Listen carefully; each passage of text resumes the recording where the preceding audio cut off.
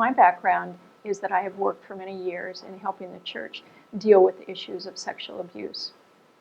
One of my positions was as the executive director for the Office of Child Protection for the U.S. Catholic bishops. And in that job, I was responsible for helping all the bishops in the United States implement policies and procedures to make sure that children were protected and to make sure that persons were removed from ministry who had harmed minors.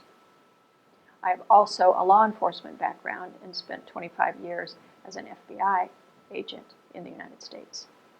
I also serve as chair of the board of the National Advisory Council for the Conference of Major Superiors of Men in the United States.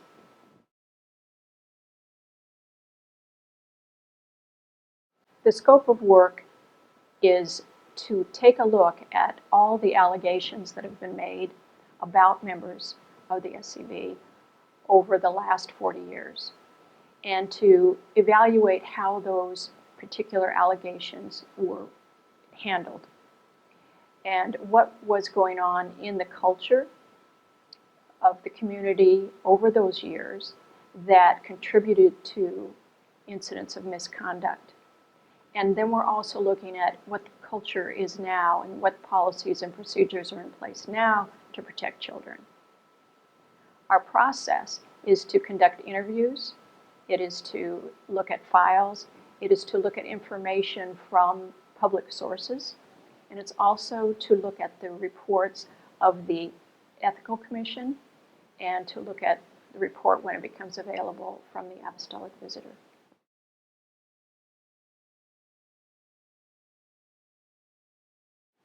The Apostolic Visitor's work is different from our work. The Apostolic Visitor's work focused on canonical issues, such as the expulsion of the founder, Luis Fernando Fragari. That is an issue that is reserved to Rome. We do not get into that issue at all because we are secular investigation. The work that they have done, however, if they make their report public, we will look at that and gain information from that that may impact the results of our work. The Ethics Commission has done an incredible job of working with victims and listening to victims who say that they have been abused by members of the SCV over the past 40 years. They were asked to do this by the SCV. They have brought a number of recommendations forward. They have provided some information which we will look at, and then their particular recommendations regarding individuals will be evaluated by Mr. Elliott, one of my colleagues, and a psychologist from Peru, who will determine what sort of reconciliation actions need to be taken.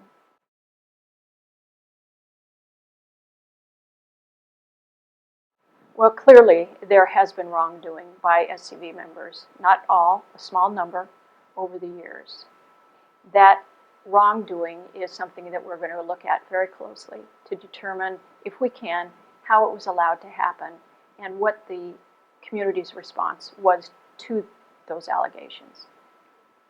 The process that we're using is to conduct interviews, but we will not have, until we finish our final report, all of the findings about any wrongdoing.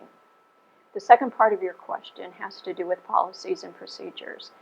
In some places there are not policies and procedures, and in the early days of this community, the formation process was haphazard. There were not good training programs. Things were done ad hoc, if you will.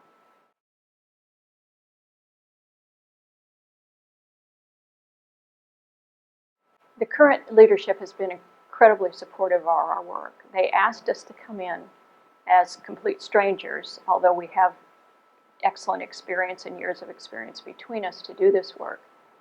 And they have been very helpful in helping us find people that we need to interview and providing us with records to review and making suggestions that will make our work much easier.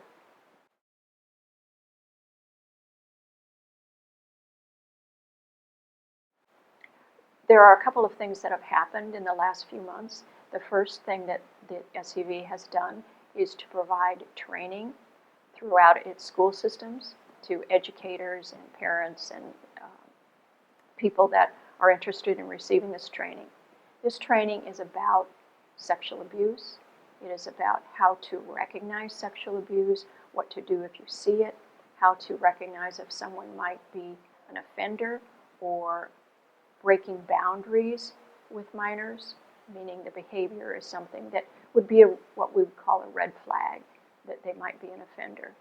That is one of the things that they're doing. Asking the Ethical Commission to be established was a very important piece of what their actions are. The report has just come out from that commission, and now the SCV is following some of those recommendations that they put forth, as well as some of the recommendations that we put forth on an interim basis.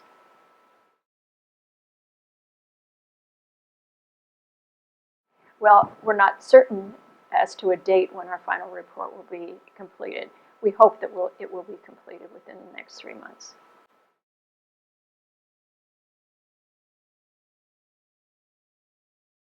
I believe it's always better for a community that has people of goodwill to become better. And that's what we've seen thus far, that the current leadership is very much committed to becoming better. We have made interim recommendations, approximately 30 interim recommendations, which they have indicated to us they will be following. And we will be providing them with guidance as far as how to implement some of those policies and procedures. Then we will do, in our report, findings that will be made public so people can understand what it is that we were able to find from our interviews, from our file reviews, from the information that is out there in the public.